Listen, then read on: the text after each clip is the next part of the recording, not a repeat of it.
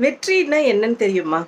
மத்தவங்கள ஏமாத்தி, அவங்கள மிதிச்சு, ஜெயிச்சு வர்றது தான் வெற்றி அப்படின்னு நினைக்கிறீங்களா? அந்த வெற்றி நிலையானது, நிரந்தரமானது கிடையாது.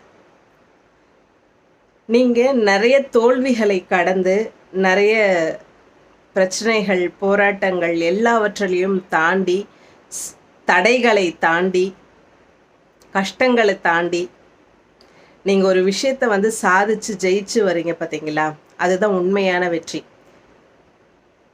நீங்க ஒரு விஷயம் செய்யும்போது, நெறைய தடைகள் வரலாம். உங்க நண்பர்கள் மூலமா, உங்க உறவினர்கள் மூலமா உங்களுக்கு நெறைய போராட்டங்கள், எதிர்ப்புகள் வரலாம். அந்த எதிர்ப்புகள எல்லாவற்றையும் முறியடிச்சு, நீங்க உறுதியா நிலைச்சிருந்து, நான் இதுல ஜெயிச்சே காமிப்பேன், சாதிச்சே காமிப்பேன் அப்படின்னு சொல்லிட்டு, உண்மையான வெற்றி அடையறீங்க பார்த்தீங்களா? அந்த வெற்றிய அடையும்போது தான் உங்களுக்கு ஒரு சந்தோஷமும் சரி, மன அமைதியும் சரி, நிம்மதியும் கிடைக்கும்.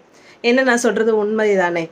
அந்த வெற்றி கிடைக்கும்போது நமக்கு இருக்கிற ஆனந்தத்துக்கும், மகிழ்ச்சிக்கும் அளவே இல்ல இல்லையா? நம்மள யார்ல ஏளனமா, கிண்டலா, கைத்தட்டி பேசுனாங்களோ, பின்னாடி பேசுனாங்களோ, அவங்க எல்லாத்துக்கும் முன்னாடி நம்ம ஜெயிச்சு சாதிச்சு காமிக்கிறோம் பார்த்தீங்களா? யார் நம்மள முடியாதுன்னு சொன்னாங்களோ, யார் நம்மள ஒதுக்கி வச்சாங்களோ, யார் நம்மள அலட்சியப்படுத்துனாங்களோ, யார் நம்மள மிதிச்சாங்களோ, அவங்க எல்லார் முன்னாடி நம்ம ஜெயிச்சு சாதிச்சு காமிக்கணும் அப்படின்னா, நீங்க எடுத்த காரியத்துல உறுதியா இருந்து வெற்றி பெறுங்க.